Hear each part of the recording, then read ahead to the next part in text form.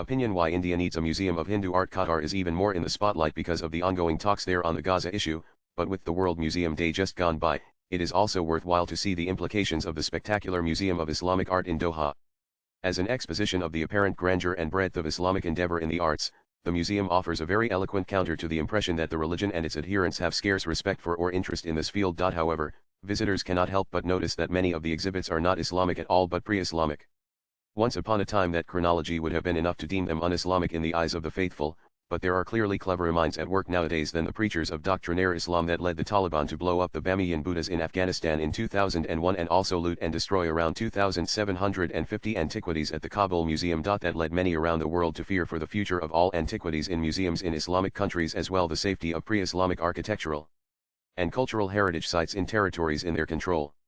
Something had to be done to reassure the world that all those within the Islamic world were not inevitable iconoclasts when it came to art that did not conform to its strict tenets. Setting up institutions that would help control the narrative became an imperative. Thanks to the deep coffers of the Qadr dynasty, smart money was invested in collecting not only Islamic art but also art from the Islamic world past and present for the Museum of Islamic Art designed by the legendary IMP in 2008. It now contains a magnificent, varied body of work, even from countries like India and Spain that are no longer ruled by Muslim dynasties, thereby making a very persuasive case for the beneficial impact of Islam. Laying claim to the aesthetics and artistic output of all regions that once had Muslim rulers as Islamic art is a bit of a stretch because it's nearly impossible to assess the influence of the religion specifically. But showing how much Islamic artists were inspired by the region's pre-Islamic art forms which necessitated buying up many rare examples of both genres counters the belief that Islam swamped or suppressed many local traditions as it expanded. The Doha Museum's stated aim is to celebrate Islamic art and civilization, fostering cultural understanding and global dialogue, and it indeed offers a very alluring picture. Especially since the civilizational angle has been a prickly issue with Christians propounding a similar narrative.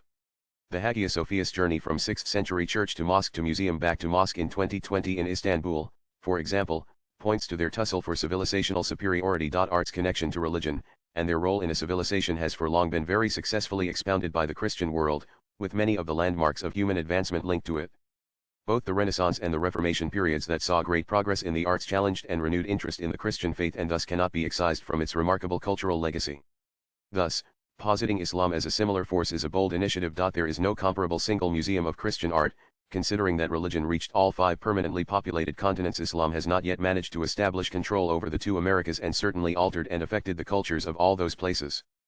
Perhaps the current rules of political correctness make exhibiting honestly how Christianity impacted the regions where it holds sway a very tough call. Billionaire financiers would also be cherry. A large part of the Israel Museum in Jerusalem is devoted to Jewish art, and the Wolfson Museum of Jewish Art focuses on the Jewish diasporic heritage, Judaica, and the evolution of art from the Second Temple period to the present, including contemporary art. There is also the Jewish Museum in New York, Musa Copyright d'Art etc. Histoire du Judaïsme in Paris, and the Jewish Museum in Berlin. But none have the grand sweep of Doha's Islamic Art Museum. Buddhism, surprisingly, also does not have a mega museum devoted to how it has impacted art and aesthetics across the world, although such a project would not be constrained by political correctness apprehensions. China has approached it tangentially via its Silk Road initiatives, but not an institution like the one in Doha. China, of course, is the only nation with the economic heft to build a Buddhist art museum on that scale despite its communist government. The benefit of conflating itself with the enormous reach of Buddhism in what it considers its special sphere of influence Southeast and East Asia makes a museum of Buddhist art by and in China almost inevitable. Although, logically, India should be the venue, not only because Buddhism spread from here to the rest of the world but also because it has a sizable collection of Buddhist art already in museums around the country that can be tapped. But while all these other religions have many nations that can host museums on their impact on the arts, only one country can be the venue for an exposition of the artistic impact of Hinduism: India. As there is now a serious relook at the decades of academic work on the perceptions and earlier misconceptions about Hinduism, this is the perfect time to set up a grand museum of Hindu art, not hiding behind the broader word Indian fearing criticism. Using the same principle as the museum in Doha, it would also include regions that were once under Hindu rule as part of its sweep. That would mean going beyond the boundaries of Akhand Bharat to include most of Southeast Asia, parts of Central Asia and even West Asia, including the definite effect of Hindu astronomy and mathematics on the cultures there. There is evidence of past Hindu influence on even Oman, Bahrain, Yemen, including temples. Apart from what the world may learn from such a museum, it would also be of immense help to tell Hindus in India and elsewhere about the actual ambit of their religion and the visible and some no invisible impact it has had on the arts and aesthetics of those areas and vice versa. Right now much of the academic and cultural discourse on art centers on the Buddhist and Islamic influence on Indian aesthetics, thereby constricting the scope of Hindu art. Swipe left for next video. A museum that not only traces its evolution but compares and contrasts the interactions of Hindu art with those of other regions and religions would be an eye-opener. Especially if it could be showcased in an iconic receptacle speaking an international idiom, not colonial or revivalist, encapsulating the links between Hinduism's vast and diverse past history in fine and decorative arts and its current status.